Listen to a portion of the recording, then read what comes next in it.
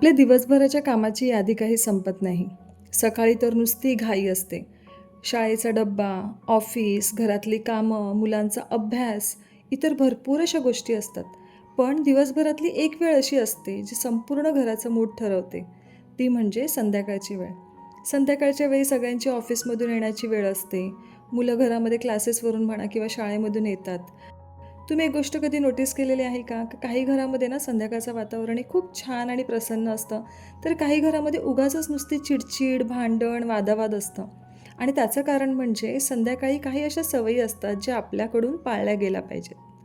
आपण कितीही शिकलेलो असलो ना, तरी आपल्या पूर्वजांनी, आपल्या आईनी किंवा आपल्या आजींनी सांगितलेल्या काही अशा गोष्टी असतात ना, त्या आपण एक होममेकर म्हणून किंवा एक वर्किंग वुमन म्हणून पाळल्याच पाहिजे. आता बघा, मी असा अट्टहास अजिबात करणार नाही की ज्या बायका वर्किंग आहेत, त्यांना संध्याकाळच्या हॅबिट्स आहेत त्या पाळताच येतील. कारण काहींचा जॉब असा असतो की त्यांना वेगवेगळ्या शिफ्टमध्ये काम करावं लागतं. संध्याकाळच्या वेळी ते घरी अवेलेबल नसतात. पण जर समजा तुम्ही होममेकर असाल किंवा तुमची जॉब अशी असेल की जी हाफ डे असतं. हाफ डे म्हटल्यानंतर जशी की आता माझी शाळा असते, तर माझी शाळा दुपारी 2 वाजता सुटते. तर संध्याकाळचा वेळ मी घरी असते. तर अशा गृहिणींनी तरी या ज्या सगळ्या गोष्टी असतात ना, त्या पाळल्याच पाहिजे. कारण या ज्या सर्व सवयी असतात ना, यामध्ये खरं तर काही अंधश्रद्धा नसते. जर आपण आपल्या सदसद विवेकबुद्धीने विचार केला, तर यामागे काही ना काही वैज्ञानिक कारण असतं. मी असं अजिबात सांगत नाही की या ज्या सर्व सवयी आहेत त्या एकदम काटेकोरपणे पाळल्या पाहिजेत किंवा खूप जास्त अशा कठीण या सवयी आहेत. पण या सर्व सवयींनी ना आपल्या घरातलं वातावरण जे आहे ते नक्कीच बदलतं. जर समजा तुम्ही या गोष्टींचं पालन नसेल करत ना, तर एकदा करून बघा. जर समजा तुम्ही माझ्यापेक्षा वयाने किंवा अनुभवाने लहान असाल, तर नक्कीच या व्हिडिओचा तुम्हाला थोडा तरी फायदा होईल. तुम्ही यामधून काय शिकलात ना, ते मला कमेंट करून सांगा. आणि जर समजा तुम्ही माझ्यापेक्षा मोठ्या असाल, अजून कोणत्या गोष्टी आपण थोड्याशा पालन करायला पाहिजे, त्यासुद्धा तुम्ही कमेंट करून नक्की सांगा. त्या मी इम्प्लिमेंट करण्याचा प्रयत्न करेल. तर चला तर मग जास्त वेळ न घालवता आजच्या व्हिडिओला सुरुवात करूया. सर्वात आधी म्हणजे की आपल्या संध्याकाळचं जे काही रुटीन आहे ते सुरू करण्यापूर्वी ना घराची थोडीफार आवरावर करायची. घरामध्ये जर समजा मुलं असतील किंवा इतर लोक असतील, तर आपण सकाळी कितीही घर आवरलेलं असेल तरी संध्याकाळपर्यंत वस्तू इकडच्या तिकडे होतात, थोड्याशा अस्ताव्यस्त होतात. Specially living room. आता जसं माझ्या घरामध्ये सोफा आणि त्याच्या समोरचा जो टेबल आहे ना, त्याच्यावरती नेहमी पसारा असतो. तर संध्याकाळी दिवाबत्ती होण्याच्या आधी मी सगळं ते आवरून घेते. सोफ्यावरती ज्या काही कुशन्स आहेत त्या मी व्यवस्थित ठेवते किंवा कपडे जे आहेत ते फोल्ड करून ठेवून देते.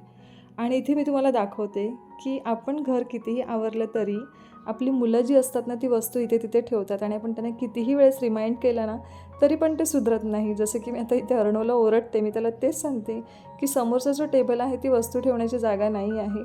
पण तो त्याच्या परीने 1-2 दिवस ते फॉलो करतो आणि परत ये रे माझ्या मागल्या.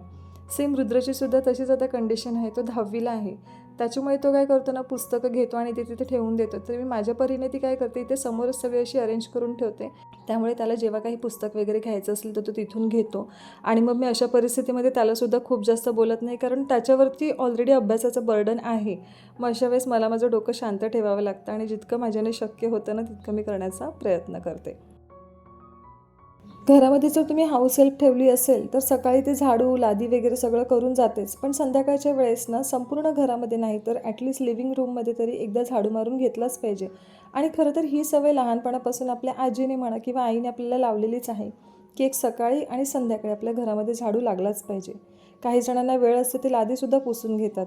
आता माझ्या घरामध्ये हाऊस हेल्प नाही आहे, त्याच्यामुळे मला दररोज झाडू मारून लादी पुसणं हे शक्य होत नाही. मग मी काय करते, फक्त दोन्ही वेळेस घर संपूर्ण झाडते.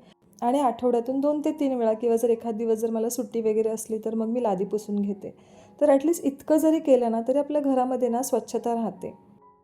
आता आपल्याला सांगितलं जायचं की निगेटिव्हिटी घरातून निघते. तर निगेटिव्हिटी म्हणजे नक्की काय असतं? तर तेच घरातली जी काही धूळ असेल, कचरा असेल, अडगळ असेल, जो काही पसारा असेल तो व्यवस्थित असं आवरून ठेवणं. कारण या सगळ्या गोष्टीचा परिणाम आहे ना, खरं तर आपल्या घरातली जी होममेकर असते ना, तिच्यावरती सगळ्यात जास्त होतो.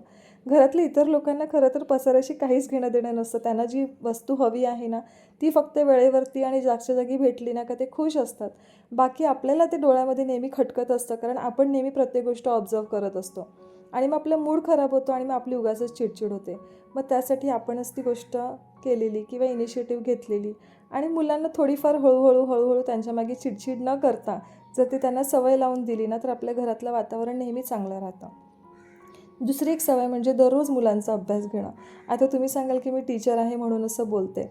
तर नाही, तुमची मुलं जरी ट्युशनला जात असतील ना, तरी मुलं ॲटलीस्ट स्कूलमध्ये काय करतात, त्यांचा कसा परफॉर्मन्स सुरू आहे, त्यांचं बिहेवियर कसं आहे, शाळेमध्ये ते काय करतात, कोणाशी काय डिस्कस करतात, या गोष्टी आहे ना, आजच्या काळामध्ये मुलांकडून काढून घेणं किंवा त्या गोष्टी ऑब्झर्व करणं एक पेरेंट म्हणून खूप जबाबदारीचं काम आहे आणि ते प्रत्येकाने केलंच पाहिजे. कारण आपल्याला काय वाटतं माहिती आहे, माझं मूल घरामध्ये आहे, जास्त बाहेर कुठे जात नाही, त्याचे मोजकेच फ्रेंड्स आहेत. पण आपल्या मुलांना जरी आपण मोबाईल नसू देत ना, किंवा आपली मुलं जास्त टी व्ही नसतील बघत, किंवा आपण मॉनिटर करतो की मुलं काय बघतात, पण शाळेमध्ये इतर मुलांच्यासोबत जेव्हा ते संवाद साधतात ना, तेव्हा खूप साऱ्या गोष्टींचा ते अनुभव घेतात किंवा खूप साऱ्या गोष्टी बाहेरून ते शिकून घेतात. आणि आपण जेव्हा मुलांशी अशा प्रकारचा संवाद साधतो ना, तेव्हा त्यांनासुद्धा असं वाटतं की आपणसुद्धा या घराचा एक अविभाज्य असा भाग आहोत. नाहीतर काही घरांमध्ये काय होतं ना, की पेरेंट्स त्यांच्या कामाच्या लोडमुळे मुलांवरती तितकं लक्ष देत नाही. त्यांना असं वाटतं की त्यांच्या भौतिक सुविधा सर्व पुरवल्या म्हणजे आपलं काम झालं. पण नाही, मुलांना या इमोशनल सपोर्टचीसुद्धा तितकीच गरज असते. आणि घरातली मुलं जर आनंदी असतील, खुश असतील ना, तर घरातलं वातावरण हे नेहमीच चांगलं राहतं.